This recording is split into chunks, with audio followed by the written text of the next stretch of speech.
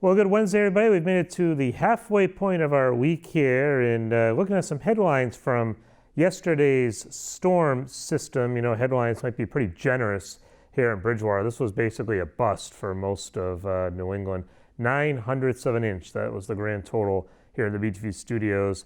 Now, as we went down towards the south coast, that's where the rain did fall. Nantucket chiming in at a little over than 3.5 inches of rain, about 1.5 inches in Martha's Vineyard, and even close to 1.5 inches down towards westerly Rhode Island. So it was really the south coast that got into the rainfall yesterday and those heavier downpours. We kind of knew that would be the case, but we actually thought we'd get a little bit more rain here, but it just was not in the cards. What happened is the front just didn't have a lot to it, not a lot of energy to it, and because of that, it really hasn't plowed through the area. As a matter of fact, it's still lingering just off of our coastline, and we've got a little bit of a blocking pattern setting in.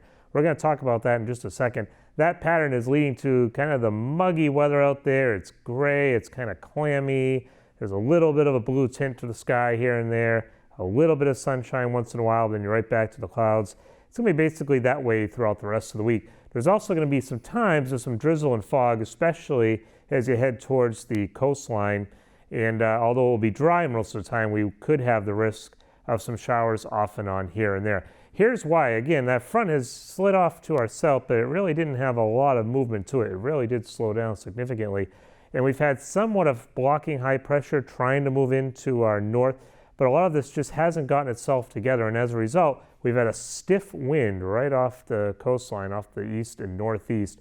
And that's bringing us a long fetch over the coastline, over those warmer ocean waters, those humid ocean waters, and that humid air mass is now moving into southern New England. Along with that, as it gets towards central and western New England, it kind of bumps up along the hilly terrain. And so we've had some pop-up showers off to our west today and some showers off to our south. But that's been about it. As for us, we're basically just socked into this pattern. So it's kind of muggy out there, cloudy, near 80 degrees, 79 right now. We've been bouncing around the 80-degree temperature most of the day. But the big story of the day is that wind direction. And it has been out of the east and northeast. And so because of that, it's cooler right along the coastline today. We're talking about temperatures generally in the low 70s, even a few upper 60s as they head out towards the Cape. Now, as you go far to our west, we do have temperatures still up near 80 degrees out towards the Pioneer Valley. So even though it's cloudy out there, it's at least a bit warmer. Satellite radar shows a few showers. Again, not much to write home about. If you look really closely, though, you can see some streaks in the lower levels coming off of the ocean. That's showing that wind direction, again, right off of the water, and that's what's going to keep us socked into this pattern. Pretty much what you see is what you get. Another look at that radar, and you can see a few showers. It seems to be today, Hartford towards the Willimantic, that seems to be the zone of the instability, so they've had the heaviest or steadiest showers, if you will. For us, not much, a little bit in the North Shore early this morning, that's moved off. Otherwise, just kind of cloudy here. And tomorrow, that front's not going to move a whole lot, so it's still just off to our south and east with little waves of low pressure moving along it, and that'll keep us with at least a chance of a shower or two. We do have some heat, though, slowly building out west as this trough is digging in our area.